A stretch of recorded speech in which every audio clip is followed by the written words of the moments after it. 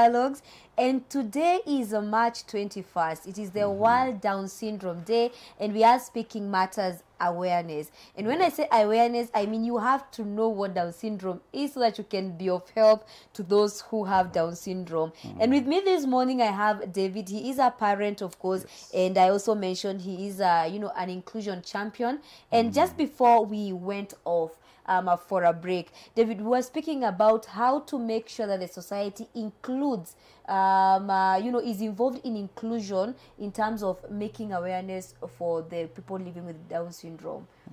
Thank you. That is very key. I like that question.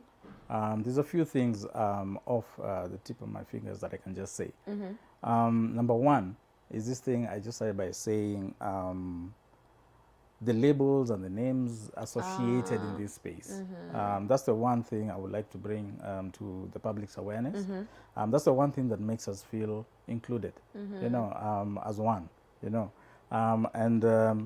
when I say about names, I will first just like to just touch on the one biggest one, which is in this space of persons with special needs and disabilities. We prefer something we call person first referencing, okay, as opposed to condition first referencing. Okay. Yes, because you might see someone or hear someone referring to a person living with disabilities as that autistic boy or that autistic man.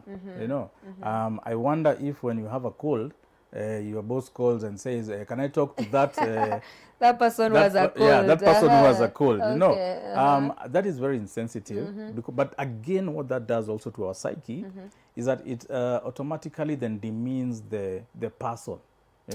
You reduce the value of that person because we say he's a person first, and then the condition comes second.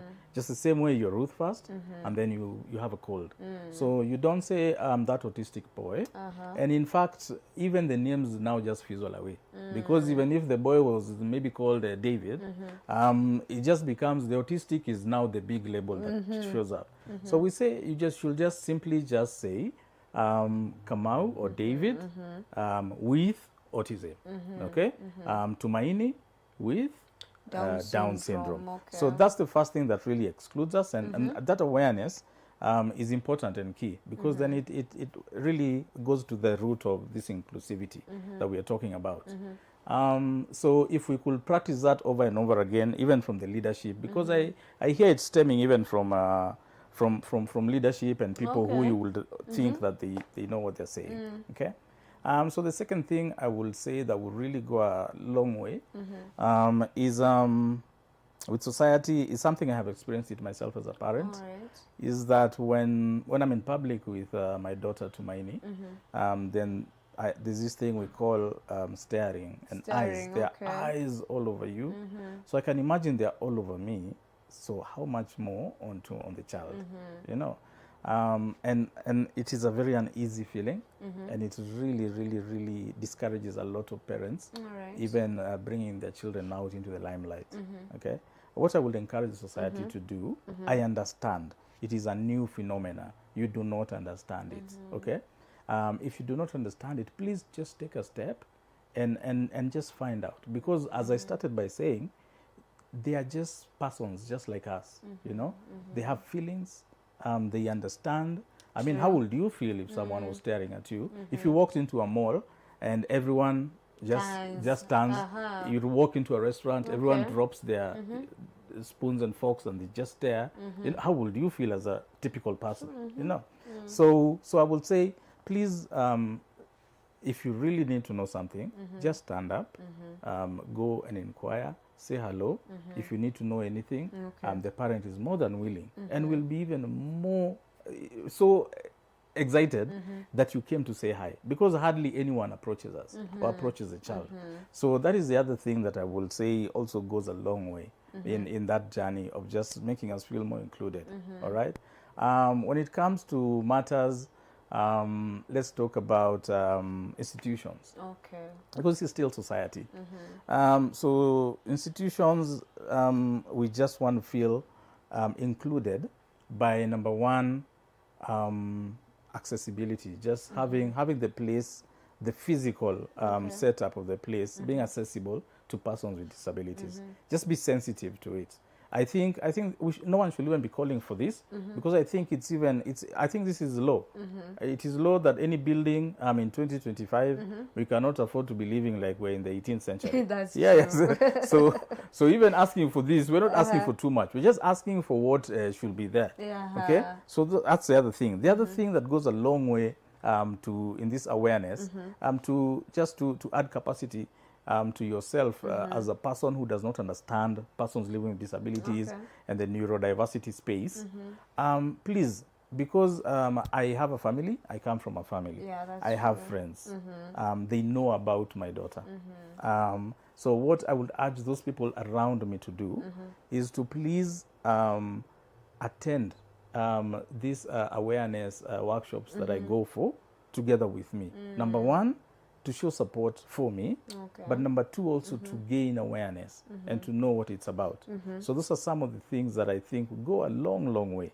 Okay. And the last thing, as I close, I would just like to say that we are asking for in terms of awareness that really makes a big, big difference, especially for these children themselves, not even the parents, is that we're just saying we just want to be seen. You know, just see us, you know. And one of the richest cultures in Africa, the Zulu culture, where we get all these nice deep words like Ubuntu. Yeah, you know, Ubuntu stems from Ubuntu, there. This is one of the that society. I'm telling you, Yani, that the culture is so rich, and the meanings come out, and they reflect the real African spirit that is getting eroded by the years. You know, so when I'm not even touching on Ubuntu. Everyone knows about Ubuntu. I shouldn't even be preaching it now. People should know that we are. You are because I am, and I am because you are. All right. But now the same society then has a word which they generally use most of the times to greet each other. I think it is sawubona. Yeah, and that just means I see you. I see you. Can you believe? I see Imagine you. that's what it means, and that is from decades and years and centuries ago that they came up with it, and that is just inclusion. That is what we are asking for. Just see us, you know. So even when someone is greeting you in the morning, they're just saying, I see you. I see you. Do you know how that just adds to your self-esteem? Umeniona, you know? It's one thing to tell someone good morning, yeah, but I see you, nimekuona, and I noticed that you're there. And this is the true African spirit. So let's take advantage. So just embrace us, understand. If you do not understand something, just ask, reach out to us. These are just some of the things that just come to mind. Okay, and that is on the societal perspective. Now, going into governmental perspective, you know, we have a department, a state department for this.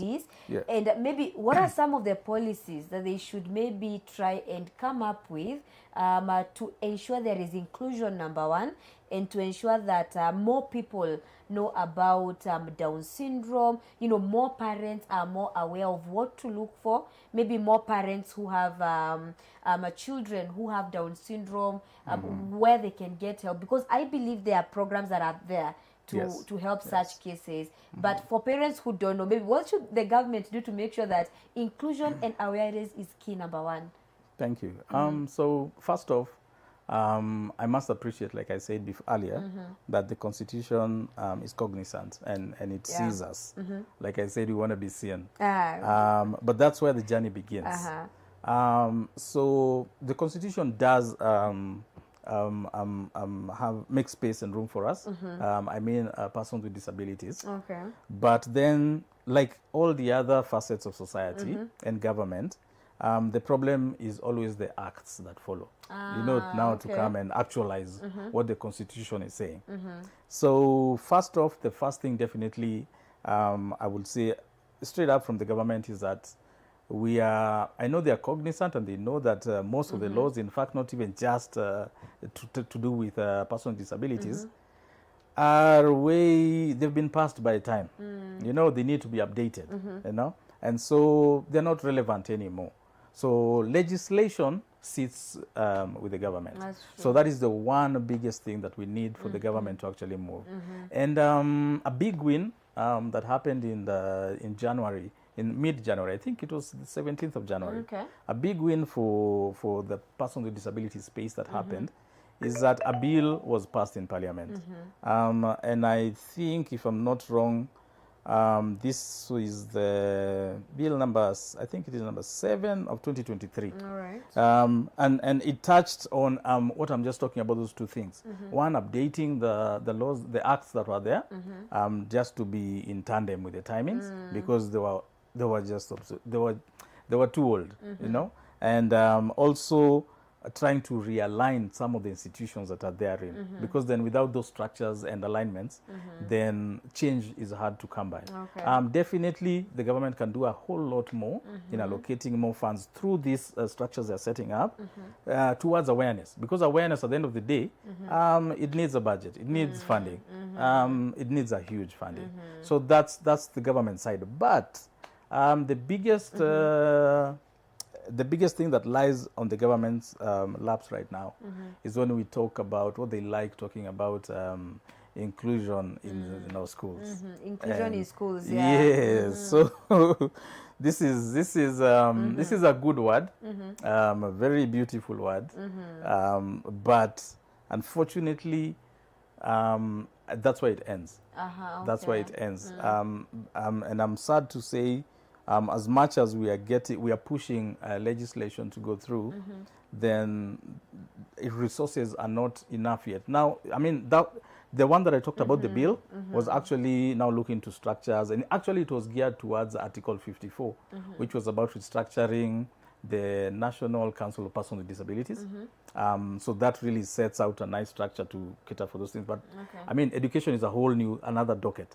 So when we come to education, in fact, the wording by the government in the Act states that no one shall be denied access to education, to free and basic education. That's true. Yeah, on all those many basic, on race, on all those things. Yeah, nobody. So that is now the basis and the foundation of inclusion in the schools. Okay, and then it goes again and to say that what is this inclusion? What does inclusion look like that is talking about in the schools? And there are three key things that if they're not there, then there's no inclusion that can be achieved in schools. And these are just these are very very let me just say, very, very, very commonsensical things that you don't even need. They're not rocket science, you know. And one of them is quality. So if we do not have quality education, which they're calling special education, then they cannot achieve that thing. And by quality, I mean that we need the teachers to be trained, to have capacity. The special needs teachers, they need to be trained. The government needs to train more, needs to invest more in those teachers. Those teachers need to be felt in the schools. And you know, when you talk about government, you're talking about government schools. Yeah. So number one is quality. Number two is whatever they are teaching the children with special needs needs to be relevant to those children. Okay. Definitely. It cannot, you cannot just teach it for something that, because it's another whole topic when we talk about neurodevelopmental journeys for these children, because they take very different pathways. So we can't use the same pathway. So even if they say it's free education and it's inclusive, and we come to class and it is not relevant, so nianini. Yeah, that's true. And last and finally is it has to be accessible. It has to be accessible. Number one, it has to be spread across board. But number two, and more importantly, accessibility is just making the environment friendly to persons with disabilities. Okay, now as we are winding up, maybe as a parent, to another parent with a child who has a neurodiverse condition, there are those parents who tend to, hide away the child in the house, and that is not because they want to, but maybe because of the way the society has perceived the children. So what would be your word to such parents? Oh my, that's a heavy one. That breaks my heart, because that's one of the biggest challenges that we have on this in this side, on this side, this world, this of special needs, people with special needs. So looking at it, definitely we know that the parents and most of the father is the head of the African home. We're in Africa. Nakani kikumbusha watu, we're here. Africa. Yeah. So but again, I can also just say then the parents are there. Then the household is the basic structure. Okay. And when we're looking at this child with because everyone starts from being a child. Even persons, grown-up persons start from being children. True. So these children have parents. Whatever resources National Council of Persons with Disabilities is throwing at mitigating all these things, supporting these children. Whatever the special schools, the inclusive schools are throwing at trying to mitigate and to support these children, and they're all aiming at this child. All the NGOs, whatever resources are coming towards them, cannot reach the child unless they pass through the gatekeeper. And guess who the gatekeeper is? The primary caregiver. That is the parent. That's the parent you're asking me about. This is the parent who had no clue and had no idea what special what a child with special needs looks like, what this condition is about. He just got this diagnosis. He was stressed like I was. He's trying to battle it out. He's trying to accept. We call it this journey of acceptance. That's why you hear this word a lot in this space. It's acceptance, because then the thing you are expecting never showed up, because you're expecting a typical child and you got a very different child, and you have to let go of the dream that you had.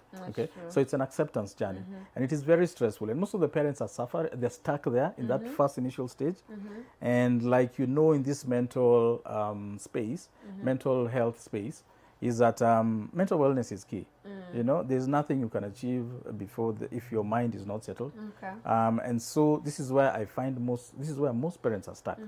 And the biggest challenge then is making a change in a child who then has a parent who is not mentally healthy, well. That's true. Okay? Yes, and so we need a lot of help to go into supporting those parents, and this is what we call the support groups for parents. So there are few. I'm involved in a few of those support groups for parents, and especially because then you can't just throw all your beans everywhere. So I start focusing first. I focus on the fathers. So I focus on psychosocial support for parents.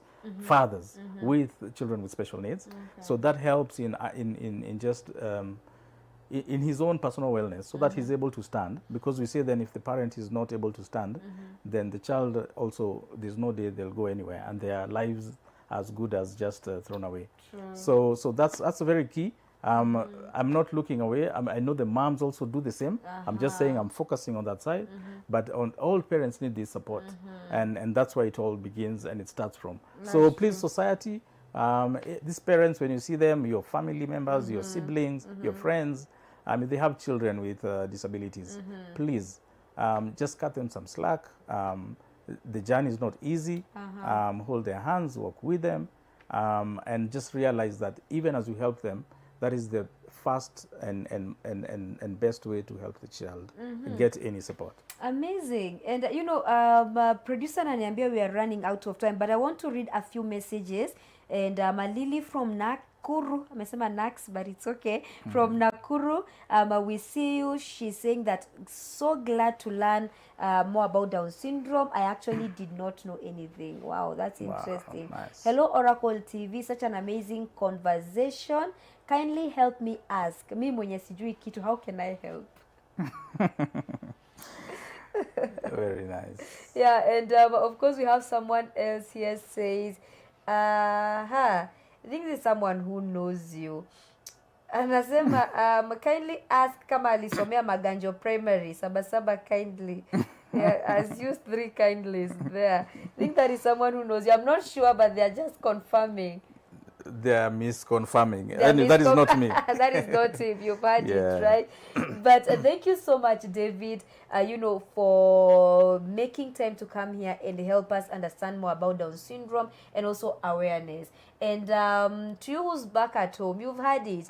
Yeah. Just give them time. Give them peace. Just give them peace. They are just normal people like you. See it's only us. that they just have a condition. Just see them. I love that part. I see you.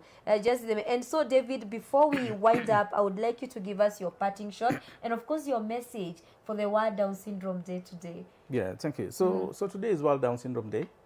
We're celebrating persons with Down syndrome, but it does not end there because then we are also not being exclusive. What it means is we are actually, the message for today is we are supporting our differences.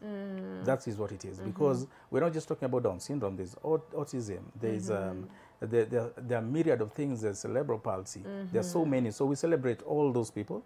And society, we ask again, please just see us. Even that one person I had saying, I do not know anything, I feel like I have nothing to give. All we're just asking for when I say see us is I'm saying we're just asking for humanity. Let's just see your humanity and don't forget this other segregated and excluded part of society. That's all we ask for, and we are so grateful for this platform. So please feel free to reach out through the station. I am more than willing to share more and answer more questions off air. Thank you. Thank you so much. And to you back at home, thank you for joining us for Impact Dialogues this morning. Of course, we started with a striking newspaper review, then this amazing Down syndrome, interview. And it is my hope and prayer that you've at least learned something, okay? And so until I see you on Monday, stay safe, stay blessed, and stay happy. My name is Ruth Wanjiru. This has been the Impact Dialogues.